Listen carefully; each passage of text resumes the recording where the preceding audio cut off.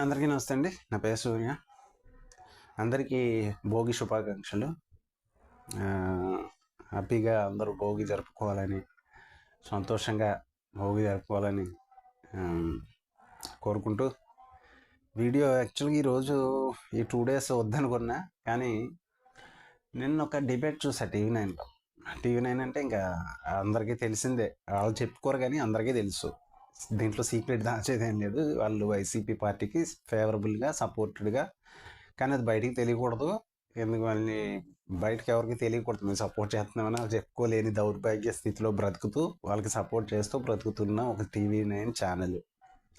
నాకు మాట్లాడటానికి ఇబ్బంది ఏంటి? నువ్వు నీ ఇష్టం వచ్చినట్టు చేస్తుంటే నీ ఛానల్ గురించి మాట్లాడకూడదు అని ఎక్కడా లేదు. ఎవరి గురించి అయినా ఎక్కడైనా సమాజంలో మాట్లాడచ్చు. నువ్వు భయపెడుతున్నావేమో బ్లాక్మెయిల్ చేసి. నాలాంటి వాడు అలా ఊరుకోడు కదా. కొంచెం తెలిసినోడు, తెలివిగా ఉండేవాడు మాట్లాడతారు ఖచ్చితంగా. నా ఛానల్ గురించి ఎవరు మాట్లాడకూడదు, నేను అందరి గురించి మాట్లాడతాను, నేను ఎవరి గురించి అయినా నా ఛానల్లో చెప్పేస్తాను, నా గురించి మాత్రం ఎవరు మాట్లాడుకుంటే కుదరదు. అలాగే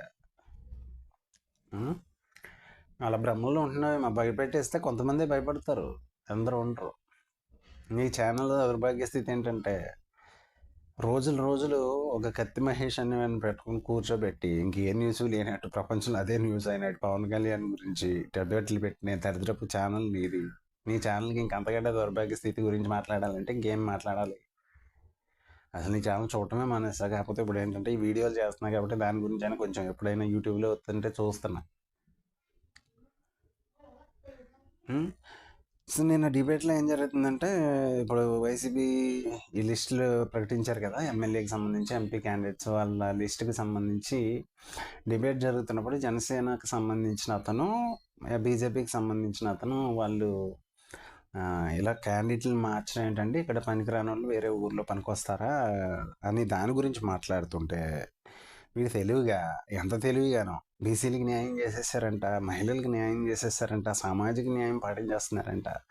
అసలు క్యాండిడేట్లు మార్చడం గురించి డిబేట్ పెట్టావా? దాని గురించి వాళ్ళు మాట్లాడుతుంటే నువ్వు వచ్చేసి వాళ్ళు బీసీ సామాజిక న్యాయం పాటించేసారు ఏంటో 16 మందికి ఇస్తేనా? ఇప్పటివరకు ఎంతమందికి ఇచ్చారు? సరే రెడ్డీస్కి ఎంతమందికి ఇచ్చారు? వాళ్ళ జనాభా ఎంత? మన ఆంధ్రప్రదేశ్లో ఎంత శాతం వాళ్ళ జనాభా ఉంది? వాళ్ళకి ఎంతమందికి ఇచ్చారు? దాని గురించి కూడా పెట్టు. బీసీలకి ఇచ్చేసారు ఏంటది?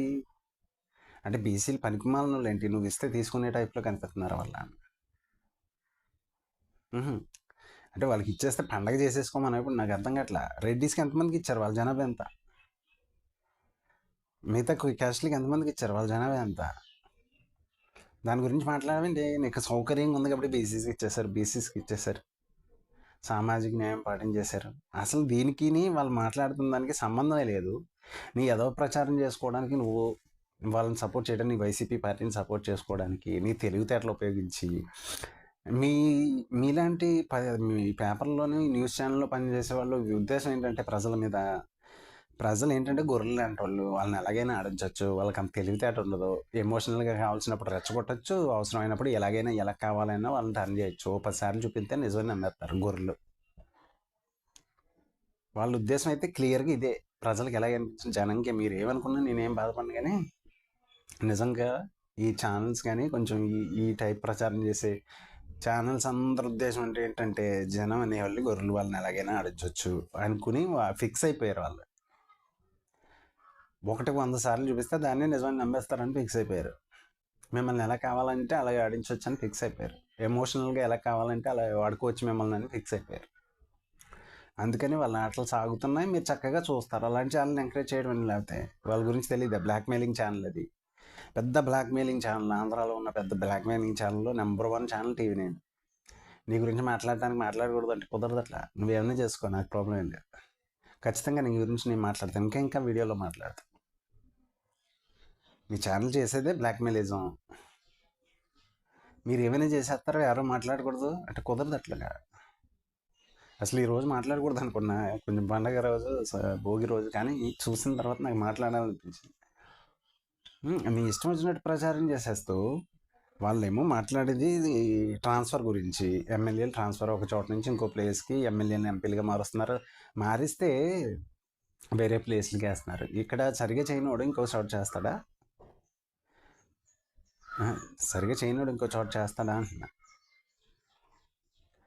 ఇప్పుడు వాళ్ళు సరిగ్గా పని చేయలేదంటే కారణాలు ఏమేమి ఉంటాయి? ఎమ్మెల్యేలు ఒక్కటదేనా? మిగతా వాళ్ళది ఉండదా? ఇప్పుడు ముఖ్యమంత్రి దాంట్లో పాత్ర ఉండదా? మరి ముఖ్యమంత్రిని ఎక్కడ మారుస్తావు? తెలంగాణకి మార్చేస్తారేంటి? ఇప్పుడు జగన్ రెడ్డి గారి పాత్ర ఉందా లేదా దాంట్లో? ఓన్లీ ఎమ్మెల్యేదేనా? ఓన్లీ బట్టలు నొక్కుతున్నారు. జగన్ గారి పని బట్టలు నొక్కుతాం తప్ప ఇంకేమన్నా పని ఉందా? ఎమ్మెల్యేకి వేరే పనులు ఏమైనా ఉన్నాయా? ఆ పని బట్టలు నొక్కే పని జగన్ గారు తీసుకున్నారు, అది తప్ప ఇంక ఎమ్మెల్యేలకి ఏం పనులు ఉన్నాయి? ఆ చేసే పనులు నేను చెప్పను, నాకు అర్థం కాదు. వాళ్ళు ఏం చేస్తున్నారు అసలు నియోజకవర్గాల్లో? దానికి సంబంధించి ఏమైనా చెప్తే పోనీ వాళ్ళు చెప్పుకోవడానికి, ప్రజల్లోకి వెళ్ళి చెప్పుకోవడానికి ఉంటుంది. ఏముంది వాళ్ళకి చేయడానికి? ఈ రోడ్లు వేస్తున్నారని చెప్పుకోవాలా? లేకపోతే ఏమన్నా లోకల్లో చిన్న చిన్న పరిశ్రమలకు సంబంధించి ఏమన్నా యూత్కి లోన్లు ఇస్తున్నారని చెప్పుకోవాలా? ఏమన్నా ట్రైనింగ్ క్లాసెస్ కండక్ట్ చేస్తున్నారా ఇండస్ట్రియల్ డెవలప్ చేయడానికి? యూత్కి ఏమన్నా ఆ టైప్లో ట్రైనింగ్ సెంటర్స్ ఏమన్నా రన్ చేపిస్తున్నారా? వాళ్ళ నియోజకవర్గానికి సంబంధించి డెవలప్మెంట్కి సంబంధించి ఏమైనా చేస్తున్నారా? బ్రిడ్జెస్ కానీ ఇంకా ఇంకా లోకల్లో చాలా ఉంటాయి. ఆ ఇష్యూస్ మీద ఏమన్నా చేస్తున్నారని చెప్పుకోవాలా? ఓన్లీ బటన్ నొక్కడం తప్ప ఇంకేమన్నా ఉందా? ఏం అడిగినా సరే అదే, నేను ఇన్ని కోట్లు వేసాను, నేను అన్ని కోట్లు వేసాను, మీటింగ్లో కూర్చొని వచ్చి చెప్పేది ఏంటంటే ఇది తప్ప ఇంకేం ఉండదు. అభివృద్ధి చేసేసాను పేపర్ల మీద, మీ వెబ్సైట్లో పెట్టుకోవడానికి మ్యానిపులేట్ చేసేసా. ఏంటి జనాలకు తెలియదా చూసే వాళ్ళకి? అంటే ఎంతవరకు చేసేద్దామని? ఓ ప్రాంతంలో జరిగింది ఇంకో ప్రాంతంలో ప్రజలు పట్టించుకోరు కాబట్టి వాళ్ళు ఓట్లు వేసేస్తారు, పర్వాలేదు అనుకుంటున్నారా? ఎంతకాలం సాగించేస్తారండి ఇట్లాగా? ఎంతకాలం మాయ చేసేస్తారంటున్నా.